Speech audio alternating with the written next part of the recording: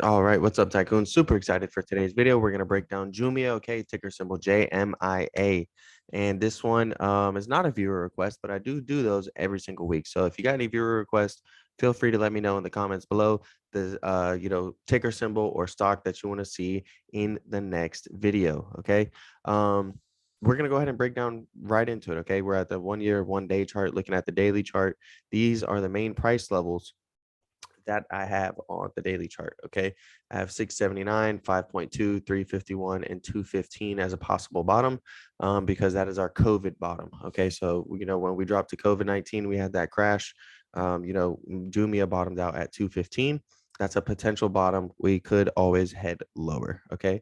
But for now, things have been looking pretty good. Okay. However, we have been rejected here on the daily chart. Okay. We have one rejection right here. We have another one right here. We have another one right here, and a fourth one now right here. Okay. So 4 times we've been rejected along this trend line. All right, meaning it's pretty strong, it's pretty valid as a valid strong resistance line. But the more times you test an area, okay, the weaker it becomes. All right, so it's already proven its strength, being rejecting us 4 times, but it is getting a little bit weaker. Okay, and as we head lower, you'll see that it'll be easier for the stock to break out past this level. All right, so right now this is our main resistance trend line we're following, and until we break out past this level, we're just going to keep getting rejected and possibly head down to 5.2 until we find some support. But we've done a good job, okay, of buyers stepping in, okay, and demand coming in to the market at these prices right here. Okay, so this would be my little short-term demand zone.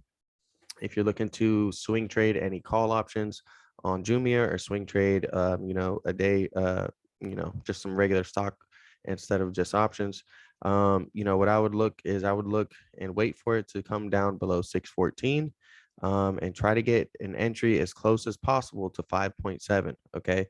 And you can have a stop loss below 5.7 at around like 5.6. All right. Or you can use 5.2 as your stop loss in case you want to just grab an early position in case we break this trend line before we come down and test these levels, to see if we get a bounce heading upwards. All right.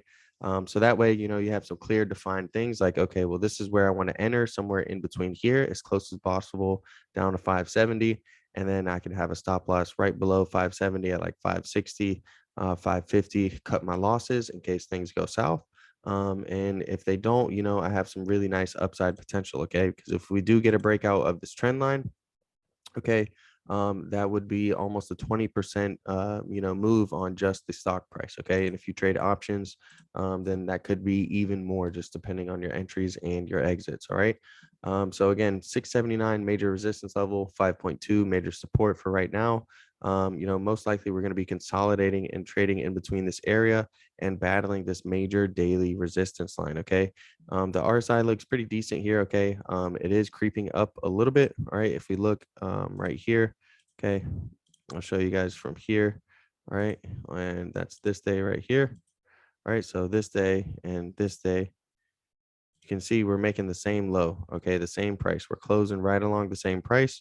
But on our RSI here, we're actually closing a little bit higher. Okay. So over here, we were at 41. Over here, we're at 44. Meaning that the relative strength is slightly increasing, even though we have already, tested these levels before. The relative strength index is showing more strength here than it was previously on these days in June. Okay. Now that we're in July, showing a little bit more strength. And again, this resistance trend line is going to be getting weaker and weaker. So, once we do eventually break out from here, 679 is going to be my, price level that I'm looking to take profits at. Okay. And expecting some resistance, and above there, if we can flip 679 to support. Okay. There's some pretty good things that could be done in the market. Okay. We'll go ahead and turn on the fibs, and we'll look and we'll see what kind of price levels it gives us.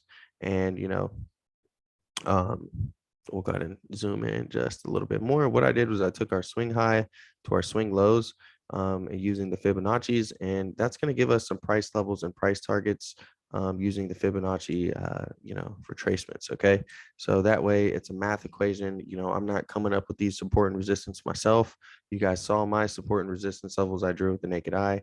These are all going to be mathematical. Okay. So if you see here, we are finding support at the 615 support level on the fibs. All right. 637, 654, 672. Those are going to be pretty much our major resistance levels. Okay. Once we get above there, if we break past 697, we have our breakout level of 7.3. And above there, we have bullish price targets of 771, 823, and 974. Okay. So that's if we get the full move all the way up. Okay, guys. Um, you know, we are officially in a bear market. So, I can't predict the future and tell you guys if it would be possible if we go and have the rally all the way up there. If we look from here up to here, that's like a 60% move. But this stock is already down, well over down 60%. So, a 60% pop to the upside, and compared to the overall long-term trend of the past year isn't too out of the realm. If we look at that demand zone that I draw there, you can see it kind of coincides along with the Fibonacci's there. So, some nice things going on.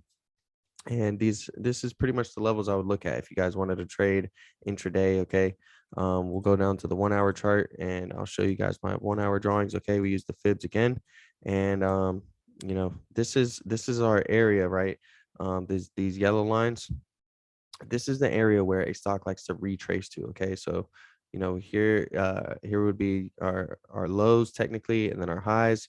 The way that I have the fibs drawn up currently to follow this downtrend, and then a retracement to the upside for a further push down. This yellow area is where it typically goes to, right? And as we can see, after we hit these lows, we did get some bullish movement upwards. Okay, we had a nice 15-16% rally from the lows to the highs, and we also had some nice bullish divergence. Okay, that's something that I cover in most of my videos. I try to find some stocks with bullish divergence, and I'll go ahead and show it to you guys real quick. That's essentially when we have a low here and a low here indicated by these ovals, but on our RSI, it's actually increasing. Okay, so again, that's bullish divergence. The relative strength of the stock is increasing as the price is dropping. And we noticed from our bullish divergence, bounce off the trend line there, we went and had a nice 5-day 16% rally on the stock. Okay, from lows to highs. So that's the type of opportunities that I like to look at. Those are the levels that I'm watching currently. And again, if you're a long-term investor in Jumia and looking to grab it at a discount, quote unquote. Now is not a bad time, but you don't have to rush either. Okay, you can be very patient, and you can wait and see, is it going to come down below 579, 538, below $5? This thing could head all the way back down to $2. Okay, remember I showed you guys the bottom, the potential bottom. This was our COVID-19 lows. All right, the stock market and a lot of other things. And there's a lot of certain stocks that have already hit their COVID-19 lows. Jumia is not one of them, but it could be potentially heading that way. So you do need to be prepared for it. But you still can day trade it to the upside or the downside in the meantime. All right. So thank you guys for watching. Don't forget to like, comment, subscribe, and I'm out.